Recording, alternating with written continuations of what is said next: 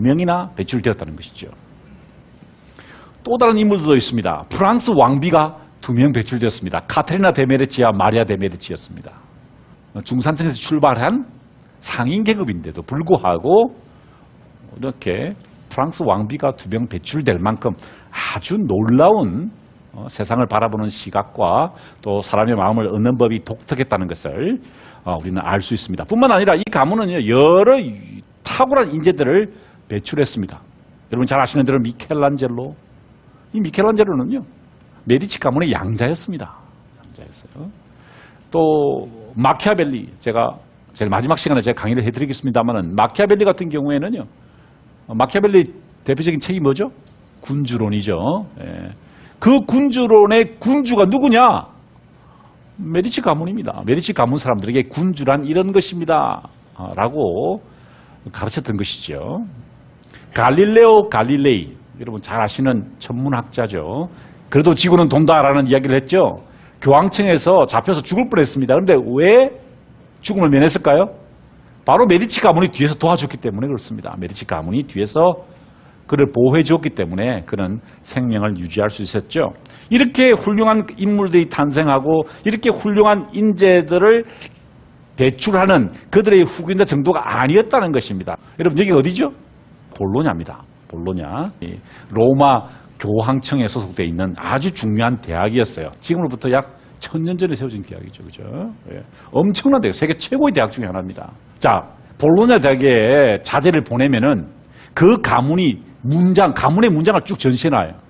근데 저는 당연히 무슨 생각했을까요? 메디치 가문이 있을 거라고 생각했어요. 근데 보니까 메디치 가문이 한 개가 있더라고요. 여기 보이는 요겁니다. 요게 메디치 가문의 문장인데요. 자세히 보니까 나중에 16세기 후반, 17세기 초반에 대해서 한 명을 보냈더라고요. 무슨 말입니까? 볼로냐 대학의 메디치 가문은 초기에 14세기, 15세기에 보내지 않았다는 거예요. 야, 궁금했습니다. 왜 안 보냈을까? 에? 세계 최고의 대학이 사실 피렌체에서 볼로냐까지 차를 타고 가면 1시간 반 정도면 갑니다. 3만 넘으면요. 앞에 있는 3명만 넘으면 바로 볼로냐예요. 금방입니다. 그죠? 말 타고 가면 금방이에요, 정말. 그런데 왜 자제를 안 보냈을까라는 생각을 했어요. 거기에 다 이유가 있다는 것입니다. 여러분 놀랍게도요. 르네상스를 탄생시킨 인문학을 탄생시킨 피렌체에는 대학이 없었다는 것입니다. 놀랍지 않습니까? 피렌체에 대학이 없어. 아니 메디치 가문 같은 부를 가진 사람들이 대학 하나 만드는 것은 굉장히 쉬운 일이었을 거예요. 그죠? 볼로냐 대학보다 더 좋은 대학도 만들 수 있었을 것입니다. 돈이 있기 때문에, 자본이 있기 때문에. 그런데 대학을 만들지 않았고 대학이 없었다는 것입니다. 이게 상인 계급들이 예를 들어 환전을 한다거나 물건을 구입할 때 어떻게 환전을 하고 그 다음에 환율을 어떻게 적용하게 되고 그다음에 청량의 다른 청량수는 어떻게 환치되는가 에 대해서 계속 공부를 해야 되고 또 어떻게 됩니까? 사업에 필요한 정보가 필요하고 그랬겠죠.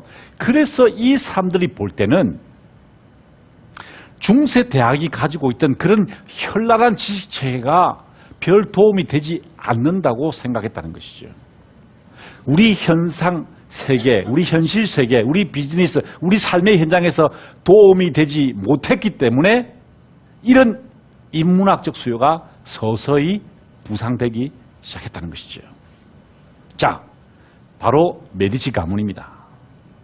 보시는 것처럼 이 메디치 가문의 모습입니다. 여기 보이시는 이분이요. 여기 보이는 이 검은 머리를 한 분이 바로 로렌조 데 메디치입니다. 로렌조 데 메디치인데요. 위에 있는 그림은 피렌체 전경을 담고 있습니다. 그런데 이 밑을 보십시오. 밑을 보시면은 이 장면을 잘 보시면은요. 확대를 하면 이렇습니다. 로렌조 데 메디치의 3명의 아들이 있었습니다. 그런데 보십시오. 이 아들 뒤에 누가 서 있습니까? 누가 서 있어요? 누굴까요, 저 사람들이? 그들의 가정교사였습니다. 그죠? 그들의 가정교사.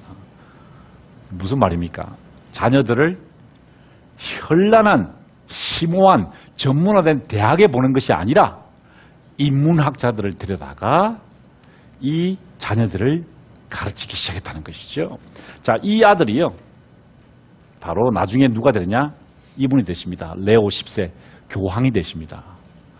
근데 흥미로운 것은요, 교황이 되셨는데도 불구하고 이분은 신학 교육을 받아본 적이 없어요.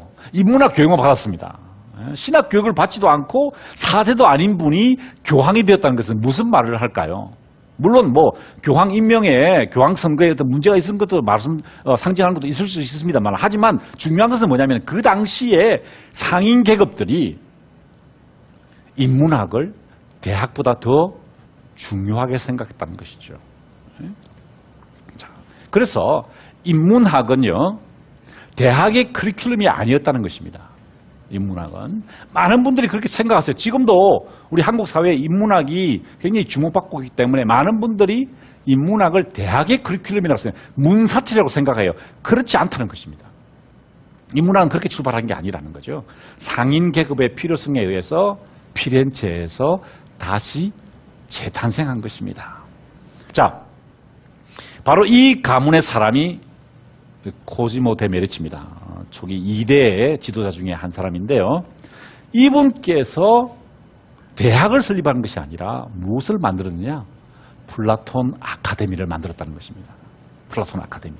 것을 만들므로써 이제 인문학적, 사회적 요구와 대학의 어떤 한계를 극복하는 새로운 지성의 전당이 만들어지게 되었다는 것입니다. 여기가 바로 그 플라톤 아카데미의 모습입니다. 카레지라는 곳인데요. 피렌체에서 한 30분 정도 거리 떨어져 있습니다.